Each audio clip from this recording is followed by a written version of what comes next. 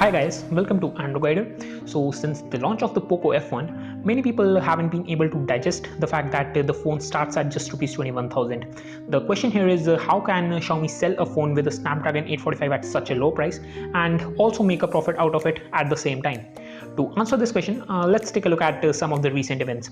In April 2018, Xiaomi said, and I quote, that it will forever limit the net profit margin after tax for its entire hardware sales to a maximum of 5%. Now, since POCO is Xiaomi's sub-brand, this means that the POCO F1's selling price can be at most 5% more than the cost price. The POCO F1's base model costs rupees 21,000. So if you do the math, you will find that the cost price of the F1 comes out to be rupees 20,000, considering a profit margin of 5%. This means that Xiaomi is only pocketing 1,000 rupees on the manufacturing costs. Now, the POCO F1's competition includes the Asus Zenfone 5Z, which starts at rupees 30,000, and the OnePlus 6, whose base model costs rupees 30,000. On the specification sheet, the three smartphones are quite similar. So if you had to pick one out of these three, price would be the deciding factor naturally.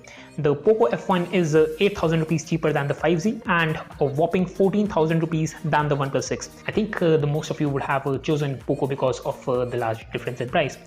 Now, the total profit that Xiaomi will earn will be determined by the number of POCO F1s it sells. Clearly, if the volume sold is large, then net profit will be high. And at the same time, if the profit on each phone is high, then also the net profit will increase. Asus and OnePlus are focusing on making a high profit on every phone, and on the other hand, Xiaomi is targeting the volume. And right now it seems that Xiaomi will make a lot of money just on the manufacturing costs, because it will even absorb the market share of OnePlus and Asus just because of how low the POCO F1 costs. Interestingly, Xiaomi's primary means of earning is not through hardware but rather software. If you will take a look at how Xiaomi made money in the Q2 of 2018, you will find that Xiaomi's smartphone sales grew by a healthy 58.7%, but its revenue from internet services, and that is what we call as software earnings, that grew by an even more 63.6%. As a matter of fact, Xiaomi calls itself as an internet company, and when Xiaomi started its operations, it started that with MIUI. It was only later on that Xiaomi got into hardware manufacturing. And the Mi in the Xiaomi logo, that stands for mobile internet. Xiaomi's internet services include advertising and value-added services. The former is clear from the name itself, and in value-added services, Xiaomi includes online games and paid subscriptions to entertainment content. Xiaomi's business model here is the same as that of either Google or Facebook. Google and Facebook make money by offering their services for free. They then collect information about you and use that information to show you relevant ads. It's through these ads that Facebook and Google earn. So by providing their services for free, Google and Facebook attract users to their respective platforms, and the larger the number of users are, the more ads they can serve and the more money they can earn. And Xiaomi is doing pretty much the same thing here. It's attracting consumers to buy its phones by offering them at very cheap rates. We have already seen how low the profits are that Xiaomi makes on its phones, and that way it gets a lot of consumers on board. And when a consumer buys any of the multitudes of services that are shipped in MIUI, then Xiaomi makes money. And by the way, the POCO F1 also runs MIUI. In fact, it's not just the F1. Xiaomi earns money through each of its phones in pretty much the same way. By increasing its consumer base, Xiaomi is only increasing its chances of earning money through the services it provides in MIUI. Look, at the end of the day, every product has a business idea behind it. Xiaomi's unique business idea will not only just serve itself good, but to us consumers too. OnePlus has been the ruler of the upper mid-range segment for a while now, and its latest flagship, the OnePlus 6, is priced nearly 2 times as the F1. Previously, consumers didn't know that a Snapdragon 845 phone can be so cheap. Now that they do know this, they will naturally ask the question, why should I pay the extra money to OnePlus?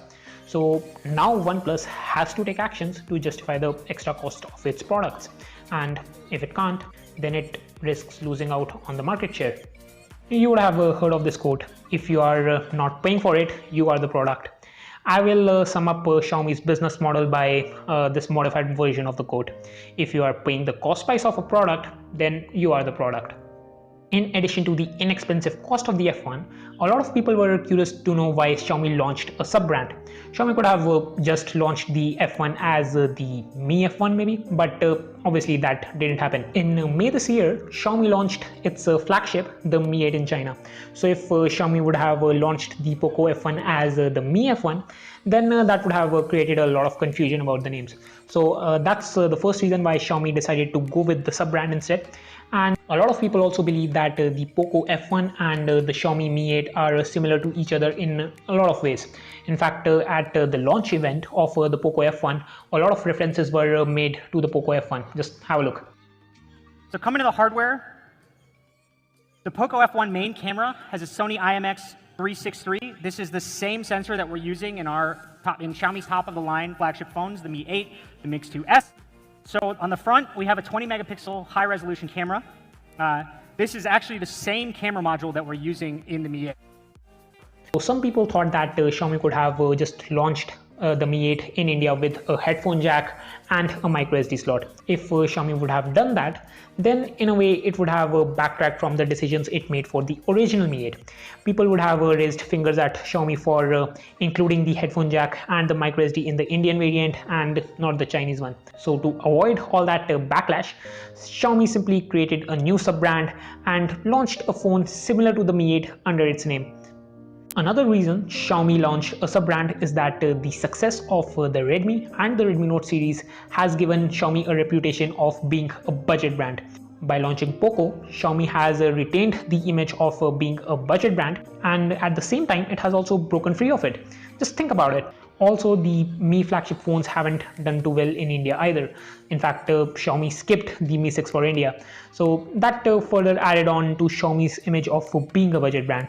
POCO helps Xiaomi in keeping its current image of being a budget brand, and it also fulfills the company's aim of competing in the premium segment with the likes of OnePlus. This might seem like a small point, but it does make a difference. Currently, POCO is only an online focus brand, and over the past year we have seen that Xiaomi has expanded a lot into the offline market. And as you know, offline products are costlier than the online ones because of the middlemen that are involved. So this is another reason why Xiaomi launched the POCO brand and why the F1 didn't get the Mi moniker instead.